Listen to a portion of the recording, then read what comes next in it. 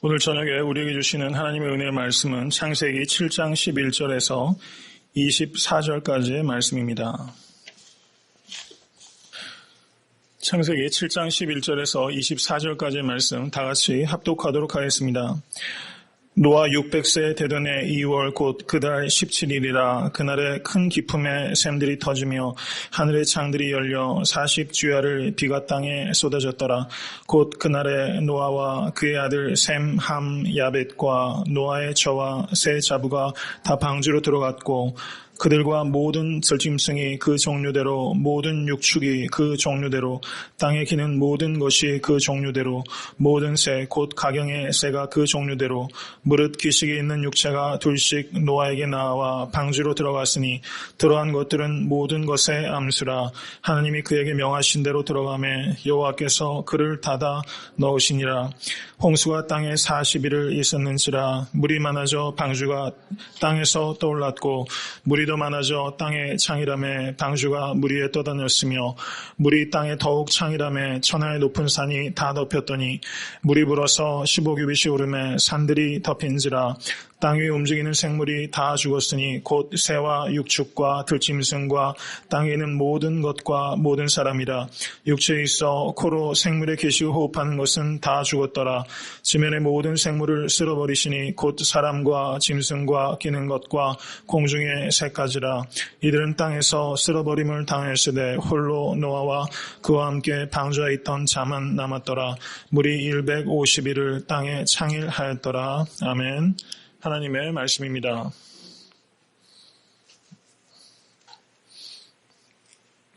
오늘 본문 말씀 창세기 7장 11절에서 24절까지의 말씀은 홍수의 시작과 홍수의 절정까지를 다루고 있는 본문이라고 할 수 있습니다. 7장 11절 12절은 노아 600세 되던 해 2월 곧 그달 17일이라 그날에 큰 기품의 샘들이 터지며 하늘의 창들이 열려 40주야를 비가 땅에 쏟아졌더라 라고 말하면서 홍수의 시작을 언급하고 있습니다. 그리고 7장 24절을 보시면 물이 150일을 땅에 창일하였더라 라고 말하면서 창일했다는 말이 사실 우리가 잘 안 쓰는 말입니다. 물이 뒤덮었다 이렇게 말하는 것입니다. 그 홍수의 시작부터 24절 홍수의 절정까지를 기록하고 있는 부분이 오늘 본문 말씀입니다. 홍수 기사를 우리가 주의 깊게 살펴보면은 매우 풍성하고 정확한 숫자들이 많이 기록되어 있다는 것을 우리가 알 수 있습니다. 7장 4절을 보시면 하나님께서 지금부터 7일이면 내가 40주야를 땅에 비를 내려 이렇게 말하면서 7 그리고 40이라는 숫자가 언급되고 있습니다.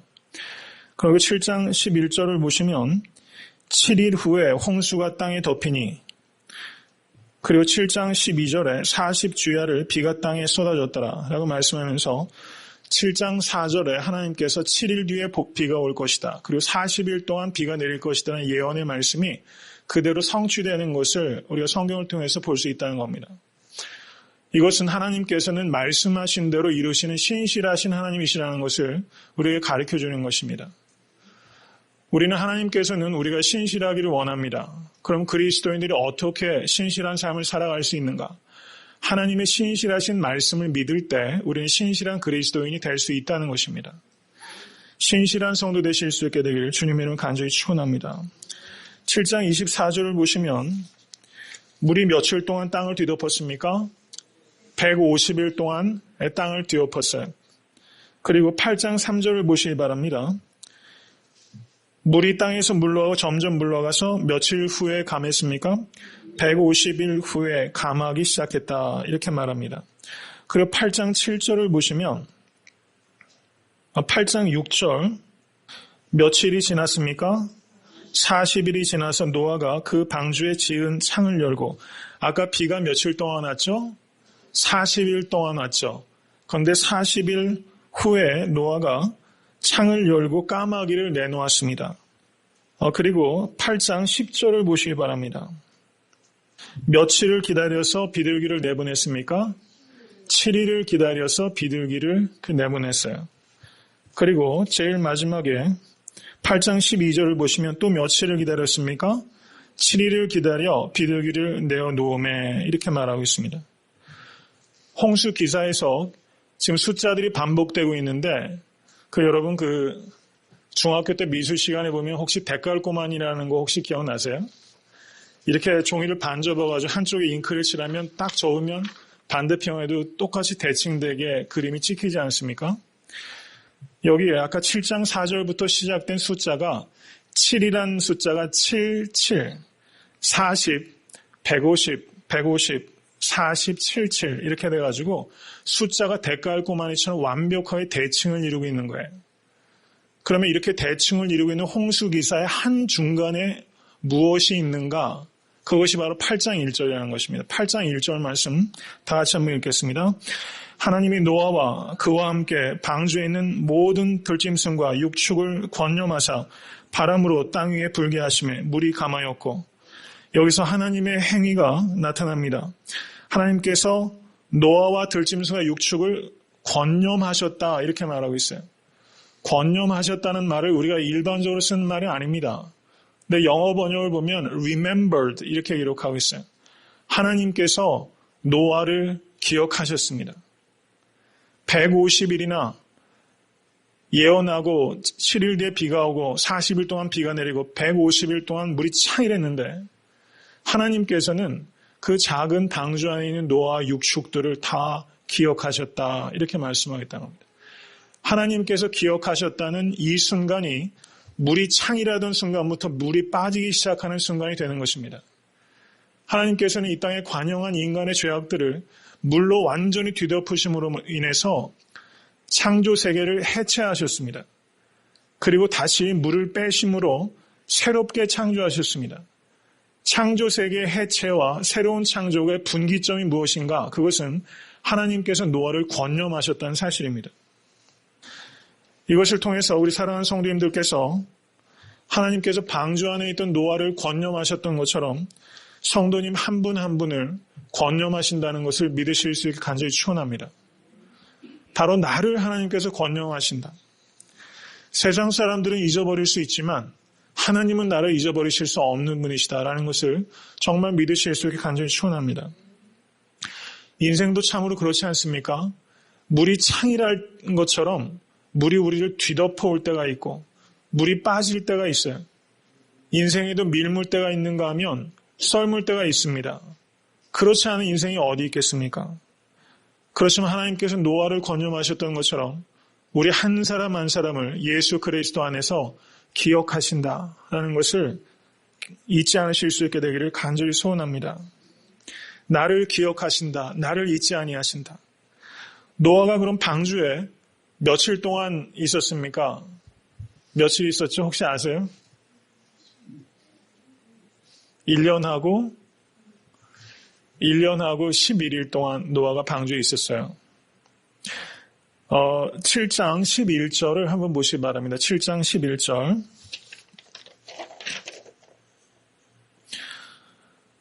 노아 600세 되던 해 2월 곧 그 달 17일이라 이렇게 방주에 들어갔던 날을 기록하고 있어. 2월 17일 600세 되던 날입니다.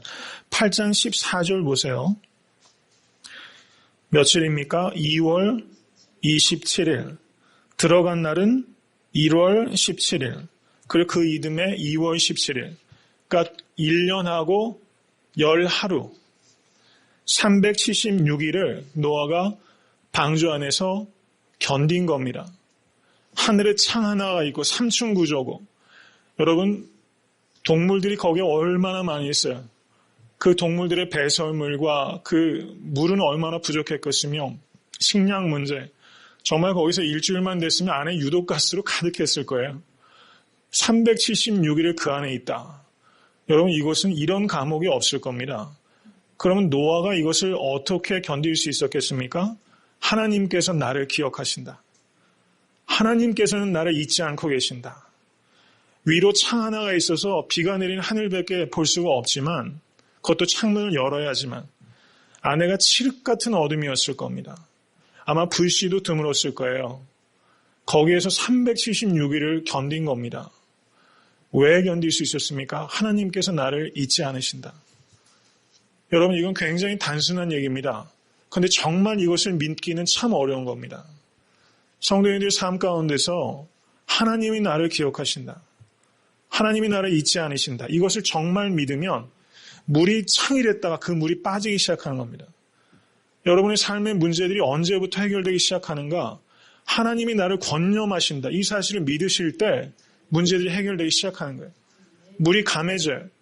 정말 믿음의 핵심은 이것입니다. 하나님이 나를 기억하신다. 나를 기억하신다. 눈에 보이는 것은 여러분 어때요? 하나님을 권념하신다는 순간부터도 시간이 많이 지나서야 땅이 말랐어요. 시간이 걸립니다. 그렇지만 하나님께서 나를 기억하신다. 정말 이것을 여러분과 제가 믿으실 수 있을 간절히 축원합니다.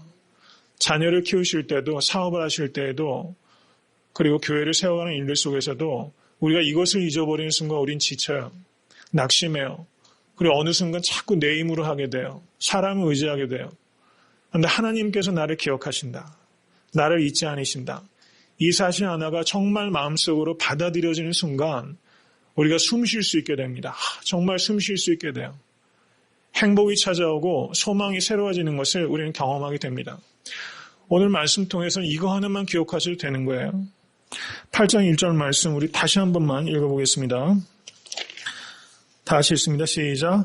하나님이 노아와 그와 함께 방주에 있는 모든 들짐승과 육축을 권념하사 바람으로 땅 위에 불게 하심에 물이 감하였고, 하나님께서 권념하사 바람으로 땅 위에 바람이 불게 하셨어요. 이 바람을 히브리 말로 루아흐라고 얘기를 하고 그리스어로 푸뉴마라고 합니다. 근데 루아흐, 하나님께서 사람을 지으시고 그 후에 생기를 불어넣으셨을 때 그 생기가 루아흐입니다. 그리고 창세기 1장 2절을 보시면 어떻습니까? 수면 위에 하나님의 신이 하버링했다고 말씀하지 않습니까? 여호와의 신이 수면 위를 운행하셨다. 하나님께서 이 혼돈을 속에서 천지 만물을 창조하실 때도 바람을 부르셨어요. 그런데 지금 노아의 그 홍수를 통해서 세상을 창조 세계를 하나님께서 무너뜨리셨다가 이것을 다시 리크리에이션 하면서 다시 바람을 부으셨다. 이렇게 말씀하셨다는 겁니다. 성도님들의 심령 가운데 하나님의 바람이 불게 되기를 간절히 소원합니다. 정말 이 땅에 하나님의 바람이 불어있게 되기를 간절히 바랍니다. 이 악하고 이 혼돈스러운 세상에 성령의 바람이 불면 질서가 생기고 새로운 창조가 생기게 되는 것입니다. 오늘 저녁에 이런 기도하실 수 있길 바랍니다. 하나님께서 나를 잊지 않으신다는 것을 기억할 수 있도록 인도해 주시옵소서. 나는 하나님을 잊을 수 있지만 하나님께서는 나를 잊지 않으신다. 이것을 기억하신 순간 우리의 마음속에 성령의 바람이 일어나게 될 줄로 믿습니다. 그리고 그 뒤에 7장 11절 다시 돌아옵니다. 그날에 큰 기쁨의 샘들이 터지며 하늘의 창들이 열려. 큰 기쁨의 샘들이라는 것은 그 지표면 아래에 있는 물들이 솟구친 겁니다. 위에 비만 쏟아진 것이 아니라 지표면 궁창 위의 물과 궁창 아래의 물로 하나님께서 나누셨어요. 그게 하나님께서 창조하신 두 번째 날에 있었던 일입니다. 하나님께서 세퍼레이션 하셨어요. 궁창 위의 물과 궁창 아래의 물. 그런데 하나님께서 노아의 홍수를 통해서 이것을 경계를 없애신 겁니다. 그래서 궁창 위의 물도 쏟아지고 궁창 아래의 물도 솟구쳐가지고 온 지면에 물이 가득하게 된 것입니다. 창조 이전으로 하나님께서 돌려버리신 거예요. 그리고 11절에 그날에라는 말이 있습니다. 그런데 이 그날에라는 말이 13절도 보시기 바랍니다. 13절 말씀. 곧 그날에라고 말하면서 그날에가 강조가 되어 있다는 것을 보시죠. 그날. 구약에서 이 그날에라고 말할 때는 매우 구속사적으로 중요한 사건을 말할 때 그날이라고 말합니다. 그날. 주의 날. 종말론적으로 말할 때 주의 날, Day of the Lord, 주의 날, 매우 중요한 개념이 여기 있는 겁니다. 그날은 창세기 17장 23절을 보시면 아브라함이 할례를 받던 날을 그날이라고 표현했어요. 하나님과 언약 관계를 맺던 중요한 날을 성경 그날이라고 말했던 겁니다. 그리고 출애굽기 12장 41절을 보시면 430년이 마치는 그날에 여호와의 군대가 다 애굽 땅에서 나왔은즉 하면서 이 그날이 출애굽 사건을 가리키는 의미로 사용됐습니다. 그리고 신명기 32장 48절을 보시면 모세가 죽던 날을 그날이라고 말했어요. 그 성경에서 구약성의 그날이라는 것은 구속사적으로 매우 중요한 날을 그날이라고 표현했다는 겁니다. 신약 성경에서는 이 그날이 예수 그리스도의 재림의 날을 가리킵니다. 마태복음 7장 22절은 이렇게 말씀합니다. 그날에 많은 사람이 나더러 이르되 주여 주여 우리가 주의 이름으로 선지자 노릇하며 주의 이름으로 귀신을 쫓아내며 주의 이름으로 많은 권능을 행치 아니하였나이까 하리니. 여기서 말씀하신 그날은 예수 그리스도의 재림의 날, 종말의 날, 심판의 날을 가리키는 겁니다. 그리고 마가복음 13장은 감람산 강화라고 말하는 예수 그리스도의 마지막 가르침입니다. 마가복음 13장이 종말론에서 예수님께서 길게 가르치셨어요. 근데 마가복음 13장 32절에 그러나 그날과 그때는 아무도 모르나니 하늘에 있는 천사들도 아들도 모르고 아버지만 아시느니라. 그날은 예수 그리스도의 재림의 날입니다. 히브리서 10장 24절과 25절도 서로 돌아보아 사랑과 선행을 격려하며 모이기를 패하는 어떤 사람들의 습관과 같이 하지 말고 오직 권하여 그날이 가까움을 볼수록 더욱 그리하자. 그러니까 신약 성경에서 말하는 그날은 예수 그리스도의 재림의 날, 심판의 날, 하나님의 나라가 완성되는 날입니다. 이 날이 다가오고 있다는 것을 기억하실 수 있게 간절히 바랍니다. 이 날은 반드시 옵니다. 그리고 이 날은 가까이 옵니다. 예수 그리스도께서도 그리고 신약 성경의 저자들 그리고 사도들도 모두 그날이 임박했다는 것을 우리에게 말씀하고 있다는 사실입니다. 이것을 믿고 기억하시는 것을 정말 신앙이라고 합니다. 이 신앙 가지실 수 있게 되기를 간절히 바랍니다. 홍수가 시작되던 날에 세상 사람들은 어떻게, 노아 시대의 사람들은 무엇을 했을까요? 노아를 어지간히 비난했을 겁니다. 120년 동안 화창한 날에 노아의 방주를 만든다. 이거 보통 정신 나간 노릇 아니죠. 저는 어떤 의미에서 이 시대에 하나님의 교회를 세워간다는 것이 정신 나간 일처럼 보일 수도 있을 것 같아요. 세상 사람들이 볼 때는. 공이 그렇지 않습니까? 우리가 정말 말씀대로 살아간다면, 정말 말씀대로 우리가 순종하며 살아간다는 것은 이건 굉장히 레디컬합니다. 우리가 이대로 순종 안 하니까 이게 무덤덤하게 느껴지는 것이죠. 제 자신에게도 마찬가지로 하는 말입니다. 이 말씀을 정말 순종한다면 노아 시대에 노아의 방주를 짓던 노아만큼 정신 나간 사람이라고 얘기할 거예요. 여러분, 마태복음에 예수님께서 팔복을 말씀하셨어요. 팔복에 나타나는 말씀들이 세상적으로 말하면 복이라고 얘기할 만한 게 하나도 없어요. 심령이 가난한 자는 복이 있고, 의에 줄이고 목마른 것을 우리는 사실 잘 몰라요. 근데 줄이고 목마른 것을 아는 사람은 참 끔찍한 겁니다. 그런데 의에 줄이고 목마른 자는 복이 있다고 말씀하시고, 마지막에 핍박을 받는 자가 복이 있다고 예수님께서 말씀하셨어요. 그리고 주님께서 그렇게 그대로 사셨습니다. 주님은 말씀하셨던 대로 사셨어요. 심리학자들이, 세큘러 심리학자들이 팔복을 보고 조롱해요. 세디스트라고 합니다. 이건 가학증적인 증상을 가지고 있는 사람이다 얘기할 수밖에 없는 겁니다. 세상적인 관점에서 보면은. 제가 일전에도 말씀을 드렸지만, 제가 가르쳤던 청년 중에서 백화점, 좋은 백화점, 이렇게 맨하탄 같은 데 가면 그 디스플레이를 계절마다 들어가면 바꿔요. 그런 일을 하는 자매가 있어요. 여러분, 그런데 예수님께서 이 땅에 오셔서 우리에게 가르치신 하나님 나라의 그 질서, 하나님 나라의 킹덤 룰은 예수님께서 마치 밤에 백화점 디스플레이 하는 데 들어가셔가지고 그 프라이스 태그를 다 바꿔놓은 것 같아요. 100만원짜리 1000불짜리 옷에는 10불이라고 붙여놓고 10불짜리 옷에는 1000불이라고 주님께서 붙여놓은 것 같아요. 그 정도로 레디컬한 겁니다. 나를 따라오려거든 자기 십자가를 지고 자기를 부인하고 자기 십자가를 지고 나를 따르라. 이렇게 프라이스 태그를 바꿔놓은 일이 어디 있습니까? 여러분, 십자가형이라는 것은 그 당시 로마 사람들에게는 부과하지 않았던 형배래요. 세네카 같은 로마의 철학자는 그것을 말하는 것조차 너무 혐오스럽다고 얘기했습니다. 십자가에 달려 죽는 것은 로마인들에게는 제외가 되는 것이고 유대인들에게는 저주받은 사람입니다.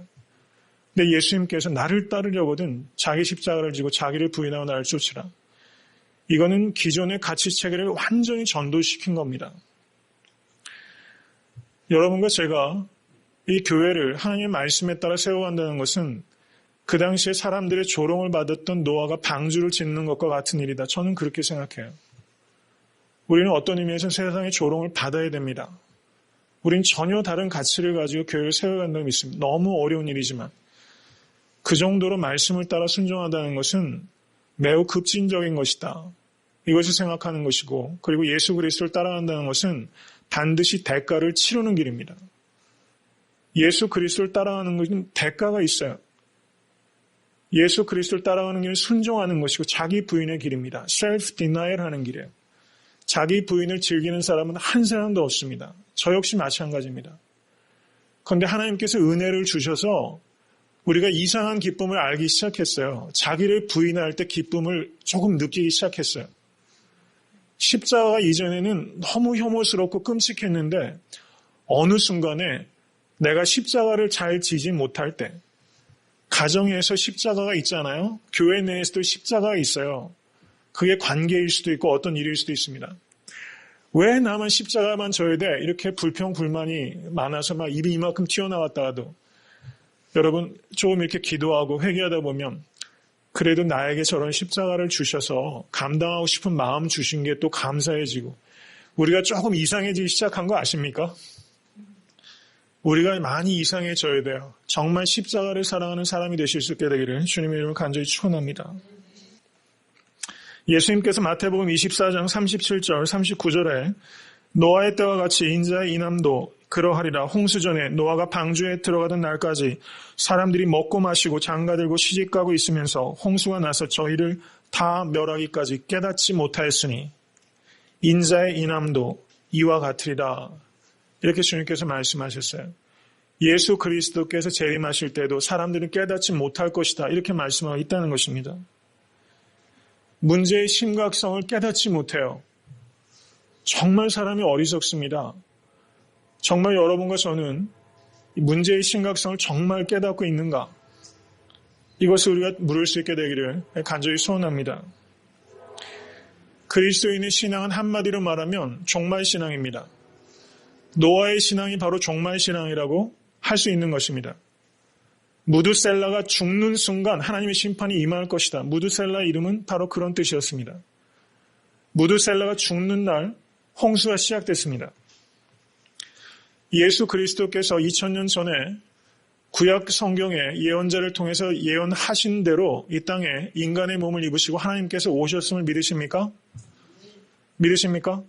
예수님은 그저 인간이고 혹은 하나님이시기만 한 것이 아니라 참 인간이요 참 하나님이십니다.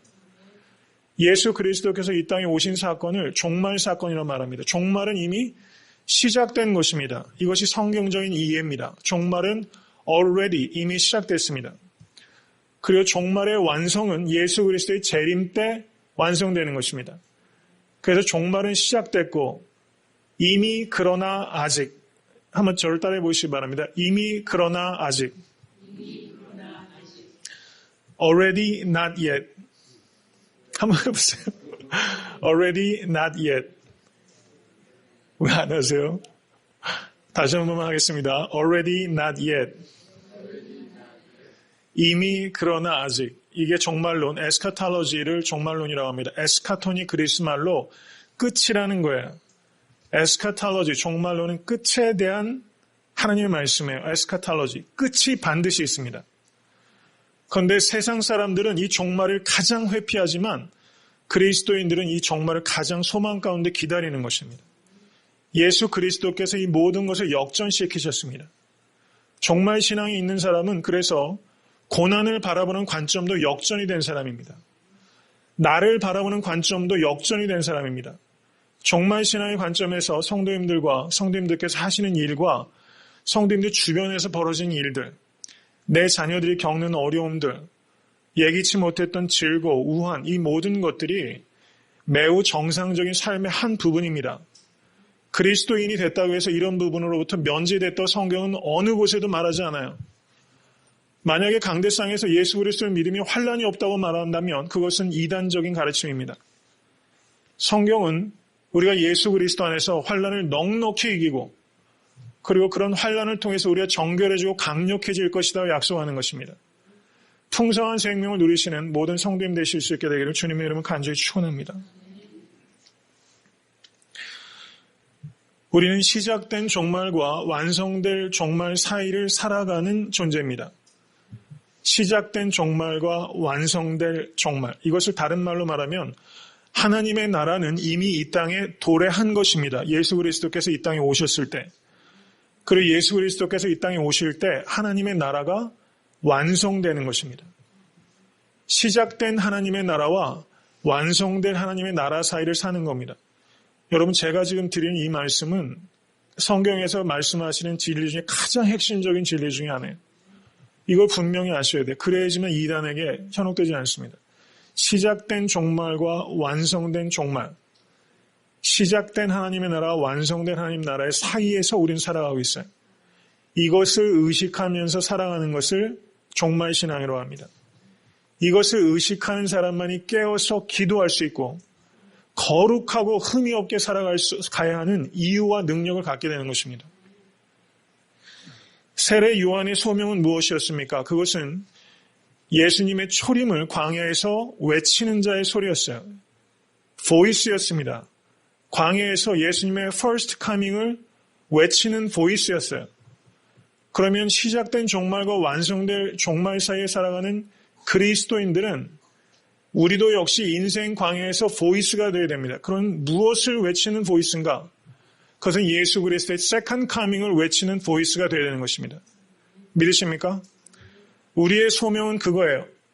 우리는 예수님의 재림을 광야에서 외치는 제2의 세례 요한으로서 외치는 소리가 되라고 주님께서 우리에게 말씀하신 것입니다. 주의 길을 평탄케 하는 것이 세례 요한의 역할이었던 것처럼 우리가 재림 예수의 길을 평탄케 하는 것이 바로 이 땅의 그리스도인들과 교회의 사명이라는 것을 기억하실 수 있게 간절히 축원합니다. 우린 이 일을 위해서 공부하고 이 일을 위해서 돈 버는 겁니다. 이 일을 위해서 건강해야 되는 겁니다. 건강 자체가 목적도 아니에요. 여러분, 건강 잃으면 다 잃는다 이렇게 얘기하는데 일리가 있죠. 그런데 소명 잃어버리면 다 잃어버리는 겁니다. 소명을 붙잡으실 수 있게 간절히 바랍니다. 소명을 붙잡으시고 건강도 달라고 외치시고 하나님 물질도 주세요. 이 소명 감당할 수 있기 원합니다. 이래서 정말 이 다시 오실 예수 그리스도 그 주님을 소망 가운데 기다리시면서 외치는 보이스로서 여러분과 제가 우리 애타한테 섬기는 교회가 외칠 수 있게 되길 간절히 바랍니다. 제자들이 예수님께 이렇게 물었습니다. 우리에게 이르소서 어느 때에 이런 일이 있겠사오며 이 모든 일이 이루려 할 때 무슨 징조가 있사오리이까? 종말의 때에 대해서 그리고 어떤 징조, 어떤 사인이 있겠습니까? 물었을 때 예수님께서 그것에 대해서 대답하지 아니하셨어요. 그리고 예수님의 대답은 핵심은 이겁니다. 마가복음 13장 후반에 있습니다. 천지는 없어지겠으나 내 말은 없어지지 아니하리라. 믿으십니까? 여러분, 눈에 보이는 세계는 없어지지만 하나님의 말씀은 없어지지 아니하리라. 그러나 그날과 그때는 아무도 모르나니 그날과 그때는 아무도 모르나니 그러므로 그때에 대해서 말하는 사람이 있으면 그 사람은 이단입니까? 이단입니다. 그날에 대해서 분명히 말하는 사람은 100% 이단이에요. 성경에서 말하는 종말의 가르침은 여러분 그런 얘기하면 두려워하실 필요 없어요. 그런 얘기하는 사람 두려워하지 마십시오. 사람들 두렵게 해서 이용하는 사람들입니다. 성경은 그때에 대해서 오직 하나님만 아신다 말씀했어요. 그 종말론에 대한 하나님의 예수 그리스도의 가르침의 핵심은 종말에 대한 이해, understanding, 그리고 늘 깨어서 obedience, 순종해라. 종말을 정확하게 이해하고 그리고 순종해라. 이것이 종말론의 가르침의 핵심입니다. 누가복음 3장 7절 14절을 보시면 세례 요한이 예수 그리스도의 first coming, 초림을 증거했는데 세례 요한이 누가복음 3장 7절에서 14절 한번 보시기 바랍니다.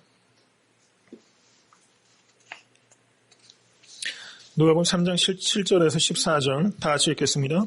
독사의 자식들아 누가 너희를 가르쳐 장차올 진노를 피하라더냐. 그러므로 회개에 합당한 열매를 맺고 속으로 아브라함이 우리 조상이라 말하지 말라.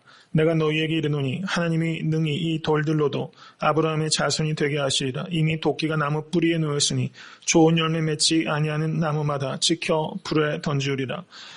무리가 물어가로되 그러하면 우리가 무엇을 하리이까? 대답하여 가로되 옷 2벌 있는 자는 옷 없는 자에게 나눠줄 것이요 먹을 것이 있는 자도 그렇게 할 것이라 하고 세리들도 세례를 받고자 하여 와서 가로되 선생이여 우리는 무엇을 하리이까 하매 가로되 정한 새 외에는 늑징치 말라 하고 군병들도 물어가로되 우리는 무엇을 하리이까 하매 가로되 사람에게 강포하지 말며 무서워하지 말고 받는 요를 족한 줄로 알라 하니라. 세례요한의 가르침이 길게 나와 있어요. 여러분 무서운 이야기입니다.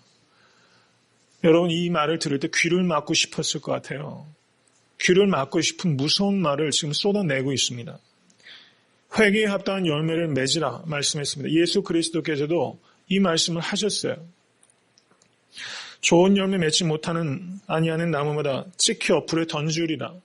예수님께서 이런 취지의 말씀을 여러 차례 하셨습니다.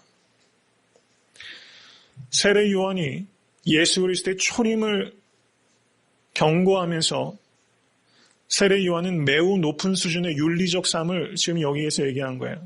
2벌 옷 있는 사람은 나눠주라. 먹을 것이 있는 자도 그렇게 할지어다.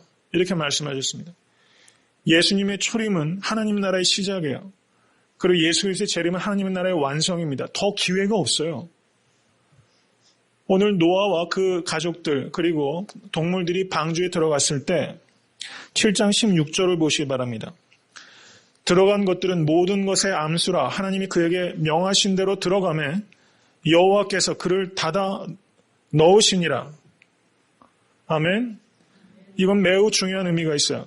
하나님이 그에게 명하신 대로 들어가매 우리는 우리의 일을 하고 그러면 여호와께서 그 문을 닫아 넣으시니라. 우리가 우리의 일을 하면 하나님께서는 하나님의 일을 하시는 것을 믿으실 수 있게 간절히 축원합니다.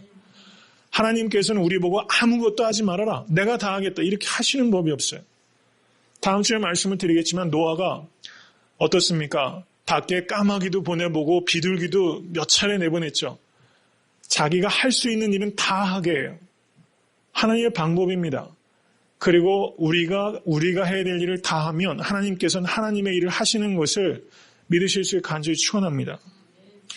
우리가 공부할 때도 이게 중요해요. 공부할 때도 사업할 때도 이런 태도가 있어야 되고 사역하는 일에 있어서도 우리가 우리의 일을 하고 하나님의 일을 우리가 기대해야 되는 겁니다.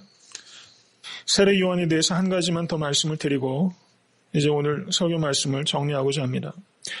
요한복음 10장 41절에서 42절 말씀입니다. 요한복음 10장 41절에서 42절까지의 말씀 다 같이 큰 소리로 합독하겠습니다.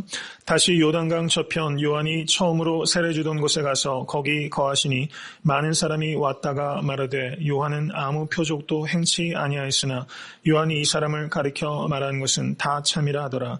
그리하여 거기서 많은 사람이 예수를 믿으니라. 아멘.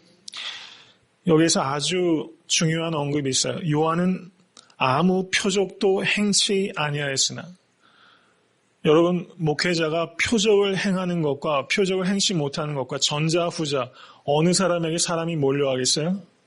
솔직히 말씀해 보세요. 전자에게 100이면 100 다 갈 것 같아요.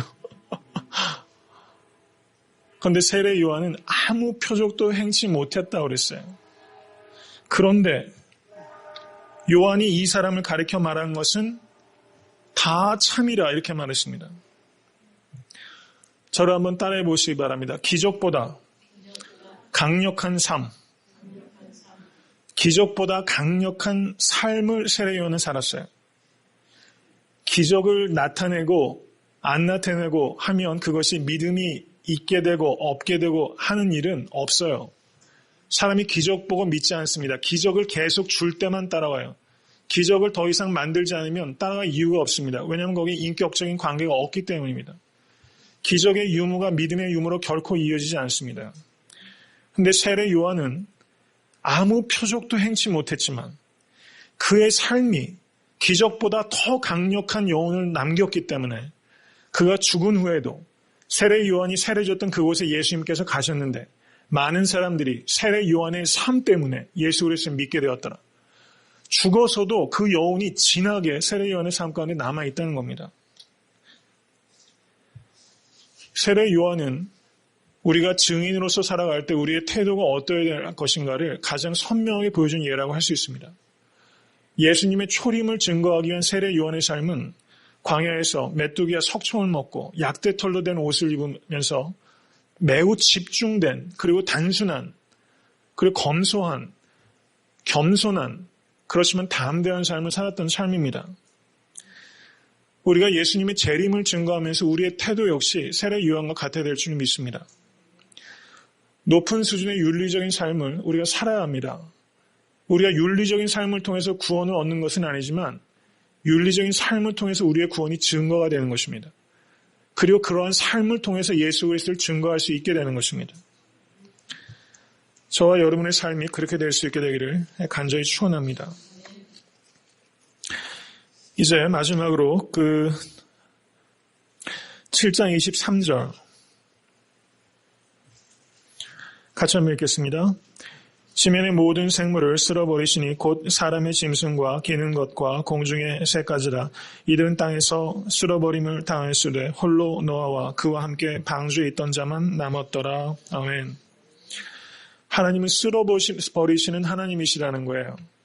하나님의 진노를 경감시키지 않아요. 하나님의 진노를 쓸어버리시는 하나님이라고 표현하고 있습니다. 무서운 말입니다.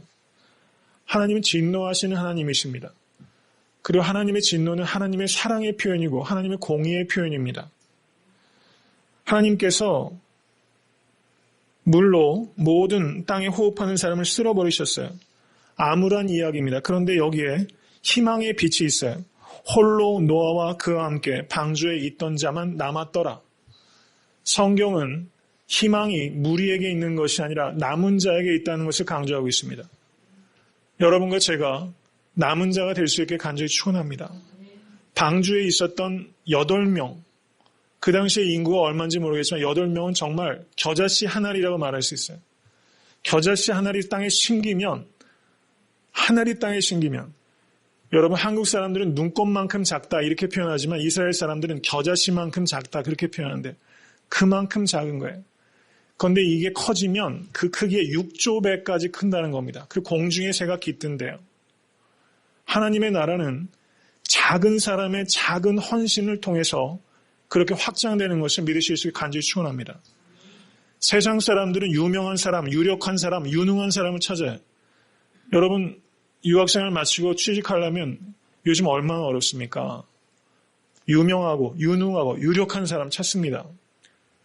줄이 잘 선 사람, 누가 한마디라도 말 건네주면 되죠. 그런데 하나님께서는 그런 사람을 찾는 게 아니라는 거예요. 겨자씨 한 알과 같은 사람. 남은 자 사상이라는 건 뭐냐? 그것은 나는 씨앗으로 이 세상에 보내진 사람이다. 이것을 믿는 사람이에요. 나는 씨앗처럼 이 세상에 보내진 사람이다. 그래서 내가 씨앗으로 심겨서 죽음으로 말미암아 공중에 새가 깃드는 것처럼 하나님의 나라가 확장될 수 있기를 소망하는 사람. 노아의 방전에 있었던 8명과 같은 사람. 이 세상의 희망의 빛은 바로 여기에 있는 겁니다. 세상이 홍수로 뒤덮여도, 죄악으로 세상이 뒤엎어도 세상은 희망이 여전합니다. 노아의 방주에 있었던 그 8명, 하나님께서 남겨둔 사람, 남은 자. 여러분 세상이 악할수록 이 자리에 우리가 몇 명이에요? 우리의 작은 숫자라고 저는 생각하지 않습니다. 하나님 안에 거하면 8명의 지금 2배는 좋긴 없네요. 여러분과 제가 씨앗이다. 나는 씨앗이다. 이렇게 생각하실 수 있게 간절히 바랍니다. 나는 세상의 씨앗으로 보내진 자다. 하나님께서 그 씨앗을 권념하신다. 하나님께서 권념하시기 때문에 이 씨앗이 놀라운 생명력을 가지고 하나님의 나라를 영광에 쓰임받게 될 줄로 믿습니다.